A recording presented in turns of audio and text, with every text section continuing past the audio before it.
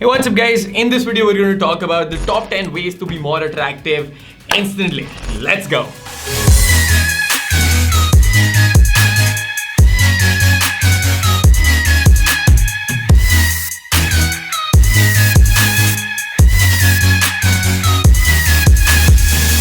Welcome back to the video guys. If you're new to the channel, my name is Kshitij and I teach you guys how to have an amazing lifestyle, how to improve your dating, your social life, your online dating and just meet new people. Alright, check out some videos out here if you're new, and today we're talking about how to be more attractive instantly. Top 10 ways to be more attractive instantly. I got some notes out here. I'm going to be referring them. I don't usually do this, but I hope it's fine with you guys. So number one thing is for you to understand that attraction is not so much physical but behavioral. Okay, and this is something that everybody gets wrong. We think looks matter more, we think money matters, status and everything. Alright, those things matter, but it's the behavior that happens more that matters much more. You can always be better looking. I always stress on being groomed and everything, but behavior matters much more. And that's merely because of the fact when you look at evolutionary psychology, going back to the days when we were cavemen, at that point in time, your looks and everything did not really have any value. Like a pretty boy did not have any value over someone who's bringing the food, who's fighting, who's keeping the tribe and everyone safe. So naturally, through millions of years of evolution, human beings have grown hardwired to be attracted more towards behavioral traits and not so much towards, just surface level traits. Now, naturally, breaking down a little bit about the money and status, which I want to say out here, all right, looks completely fine.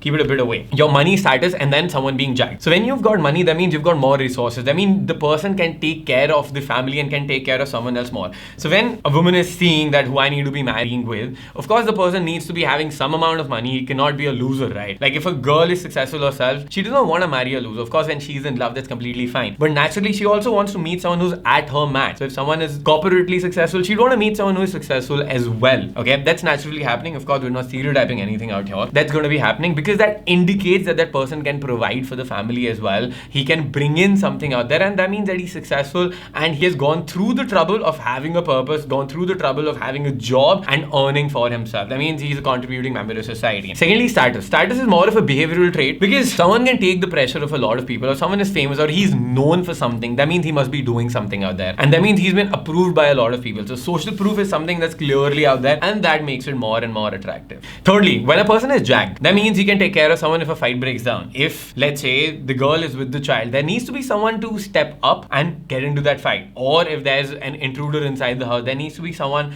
to save them. So when someone is jacked, naturally you can rely on that person. And naturally, if I have a jacked friend with me, I would want to rely on that person to protect me. So that does bring out a sense of nurturance, a sense of safety when someone is with someone who's jacked. So that's where although these things look mainly superficial, but these things are also attractive because of the mere fact that they are generally behavioral traits and they make you feel a certain way, and they do come across as some form of a life skill. So that's where the attractiveness is there. But if you're not going to the gym, number one, please start going to the fucking gym, man. If you don't have a job, get a fucking job. If you're in college, great, wait for the fucking job. You'll get the job there. Next is your status. Forget about it. It's not that important. Of course, if you're famous on Instagram and everything, it's fine, but it's just like a little bit of a surface level stuff. It's more of the access that you get that's much better. So because if you've got, let's say, 20k followers on Instagram, and then you DM a random girl, it becomes much more easier just because Instagram is like that. But even if you have 20,000 followers and you don't know how to talk to someone, you don't know how to build attraction, you don't have those core masculine traits which are attractive to someone who's more feminine, the attraction is not going to be there. And that's what is my main focus out here on the video. So top 10 ways in which you can be more attractive on top of the stuff that we've already done. Please start going to the gym if you already haven't. Take care of your styling and grooming, and then earning money. Alright, can't stress this enough. Now let's move on to the other things as well. So top 10 things. Number one is your sub-communication and your passion. So sub-communication being like your eye contact needs to be on point. Your vocal tonality. You cannot be talking in a seeking report tonality, which is like, hey, hi, which is almost permission seeking and puts you on a lower value. To come across as attractive through your voice, you've got to master this thing called breaking report tonality, which basically is that when you're talking to someone, you talk to someone in a way where it comes across as a matter of fact and not like a question or not approval seeking. A breaking report tonality would be like, ma'am, may I go to the washroom? That's breaking report. Or like when you ask your boss, sir, can I please get this? And you see how in the end it's like, may I? Please? And this is something that I see people doing when they're approaching someone. They're like, hi, sorry to bother you, but I was just here and I think you're cute. Okay, you see, going up in the end, and it's just got a huge long tail. Breaking report tonality is when it just goes down. So sub-communications need to be like, hi, hey, what's up? Welcome to another video. Hi, I think you're cute. Alright? Even better would be like, hi, I think you're cute. What's your name? Kshitij, nice to meet you. And now naturally with that breaking rapport, add in a little bit of passion, a little bit of certainty. Your body language needs to be great, your eye contact needs to be great, and you got to be smiling. And you've got amazing sub-communications going on. For a deeper understanding of this, check out the video. I'm going to add a link out here or here, somewhere out here, wherever the link is going to go. It's how to be more confident instantly, and we've got an in-field video, in-field demonstration of me going out there and doing those quick fixes right then and there. Okay, so moving on from sub-communications is next is courage and risk taking. It's super important. So many people just don't take that risk. They don't do that. And courage is not something that you're born with. It's something that you have to find in that moment. And one word for that is moxie. You gotta have moxie, M-O-X-I-E. So moxie means inventive courage. Even if you do not have the courage, you invent that courage inside. You know, I've got an entire video on courage as well. Check that out if you want to know more about it. But it's about you finding the courage in that particular moment and taking risk. That could be while you're approaching someone. Even if that girl is with maybe some people, you find that courage and you do that. And you take that risk of rejection or maybe getting beaten up. And you find that courage out there, all right? Now, this is attractive because if you can do that, you can take that risk in your business. You can take that risk to protect someone. You can take that risk to make sure that the family survives. So that's where we're looking at attraction and everything on an evolutionary level perspective. And that's attractive as well because you're taking that risk for the girl. Even if you might be beaten up or rejected, you don't care about that. You care about meeting the girl more. So it's extremely fucking romantic when you can do that. Now, naturally, for you to take the conversation ahead or to even meet the person, if you don't take the risk to do the approach, you'll not be meeting the person. And this comes on with like you doing the approach and then you flirting with her, which is showing your intent. Then it is when you have to go for the kiss or ask for a number and then ask for a date and so on. So at every point in time, you will have to find that courage inside. You will have to find that moxie inside to clearly get that done. Number 3, which is, I just mentioned, is intent. Having a clarity of intent of why you're talking to the person. So she should be knowing why you're talking to them. If you fuck this up, this is how you land up in the friend zone. So if you're talking to someone and that person does not know that you're interested in them, you haven't shown your intent that I like you. I like you in a non-platonic manner. You look cute. You look amazing. If that intent is not shown, the other person has no idea of knowing if you like her or not. And if she does not know if you like her or not, you will be naturally put in the friend zone. Why people don't do this is they don't take the risk of showing an intent and they just end up being stuck in the friend zone. So your intent needs to be there. It needs to be very clear that this is why I'm here. I'm not out here trying to sell you something. I'm not out here to kidnap you. I'm out here to talk to you and I'm a safe, nice guy. Point number 4 is being unapologetic. I see people having this behavior to always being apologizing, all right? Right at the approach. People will be like, I'm sorry, I hope I'm not bothering you, but X, Y, and Z. That shows that you're not confident in yourself. That shows that you think that if you're approaching someone and talking to someone, you will be bothering that person. Why would you think like that? When you're talking to people all the time, this unapologetic behavior comes out. It's like you do little bit something wrong. You're like, oh, I'm so sorry. Oh, I'm so sorry. Oh, are you fine? I'm so sorry, but can I have your number? Oh, I don't want to. I don't mean to bother you, but can I do this? And they're just constantly unapologetic about something, and they can't take a risk. They can't take the risk of even offending the girl at some point in time. They can't take the risk of standing their own ground, and they let the other person dictate what they need to like or what not like. So unapologetic. In accordance to that, there's also another thing called being too agreeable, and we'll make it the next point, all right? So people are so unapologetic that if any point in time, let's say there's something as simple as the girl's like, I like apples, and you're like, I like oranges. They can't say that, all right? So first, if they say, I like apples, and the girl's like, no, I hate apples, I like oranges, then they start apologizing. Oh, I'm sorry, even I like the other thing. Being apologetic like that just because you want to please someone is worse. Never do that. You have to be unapologetic for who you are, where you're going, your purpose in life, what the other things you like and what you don't like. You've got to be unapologetic about that. And that's a clear masculine trait that comes off as very attractive because you're not apologizing for being yourself. And then next thing is being too agreeable. People are always trying to conform to people. People are always being like, oh, she likes this thing, even I like this thing. She likes this movie, even I like this movie. Oh, she wants me to drink, I'm going to drink. And again, you're not being who you are. So you're being too agreeable and you're not being assertive. And next point, being assertive. For you to want something in life, at any point in time, you have to assert yourself. Being assertive is, this is what I want and I'm fine to go forward with it. This is not called dominating. This is not called being bullying someone. It's called being assertive, okay? It's called basically asking for it. So let's say I'm at Starbucks and I want a coffee and I don't want sugar in it, but they put sugar in it. I can tell them that I ordered without sugar. Could you please change it? That's called being assertive. Or if let's flip it around. If I want sugar in it and there's no sugar in it, I can tell them, can you please put some sugar in it? And they're like, no, we can't. Now I will have to assert and be like, I want sugar in it. That's how I like it. So fighting for the thing that you want. You have to be assertive with that thing. Of course, you don't want to be a dick and fight with little things at all points in time. Number of times when my food comes, and there are times when I don't like it, I just don't want the hassle of returning it and being like a dick or whatever to them. If I'm eating it, I'm fine with that. I don't have too huge standards. But if at some point in time the food's really bad, I will assert to get that changed. And you have to do that, of course. So you need to find out that little bit of an area where you're not a dick to your waiters and servers, which is again another attractive trait. But at that point where you can assert yourself as well. And even when you're talking to a girl, you have to be assertive. So let's say you tell a girl you're trying to make plans. You're like, let's meet on Saturday. And she's like, let's meet on Sunday. But you don't have the time to meet on Sunday. So you can assert yourself. You can be like, I'm sorry, I'm busy on Sunday. Can we please meet on Saturday? Rather than you trying to change your plans.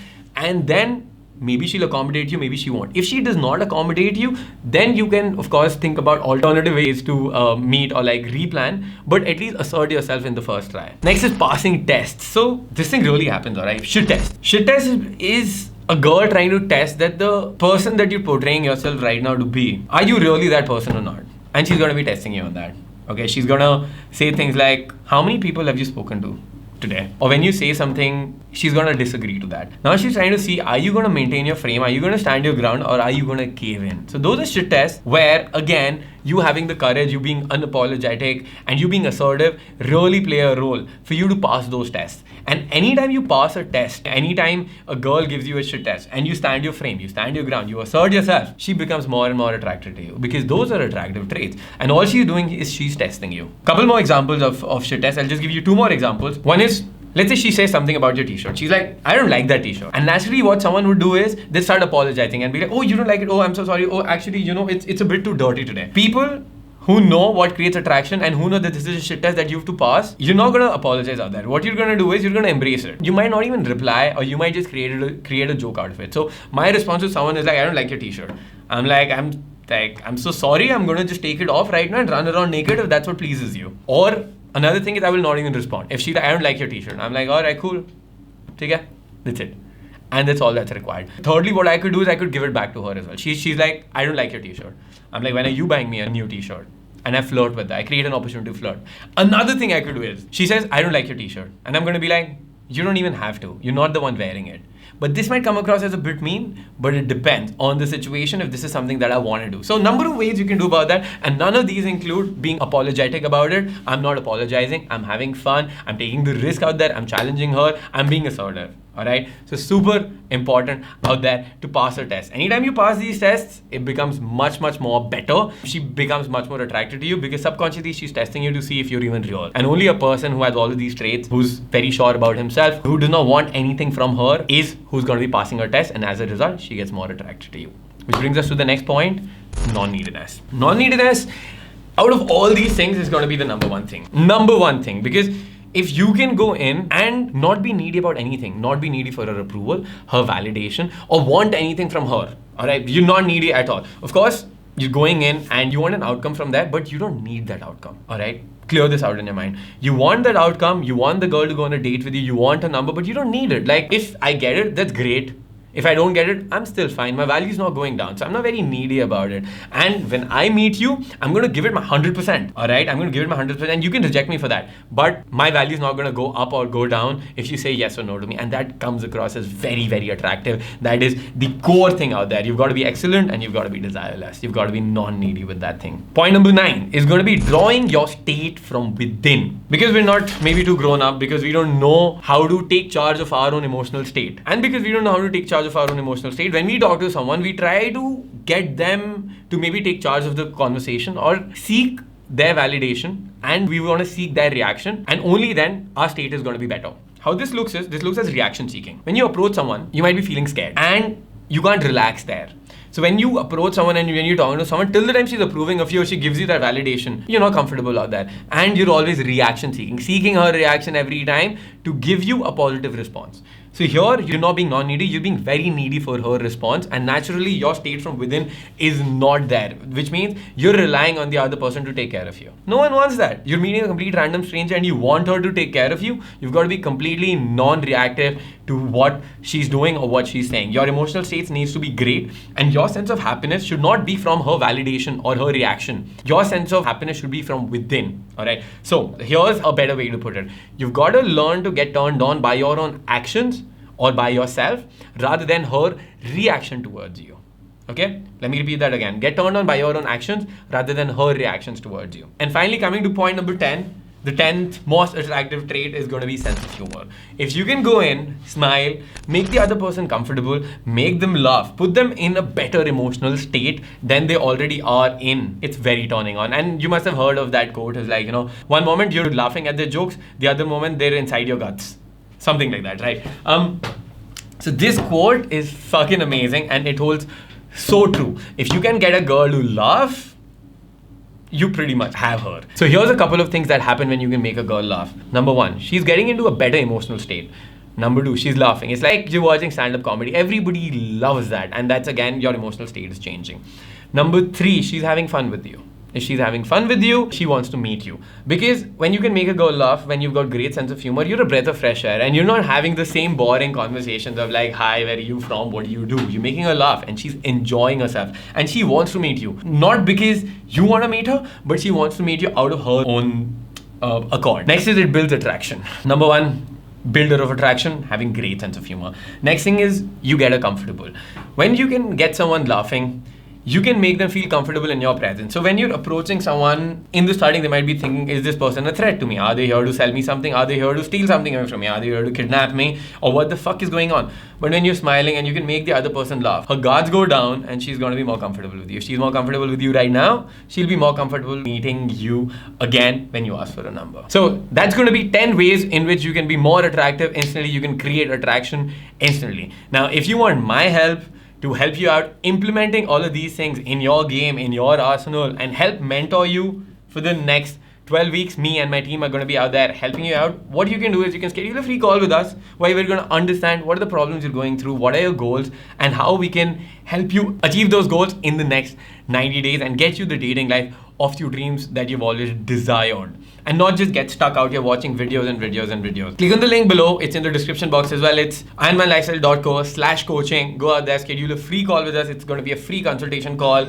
no obligation call, and let's talk about your dating life. All right. I hope you liked the video. I'm going to see you guys in the next video. This is Kshitij signing off.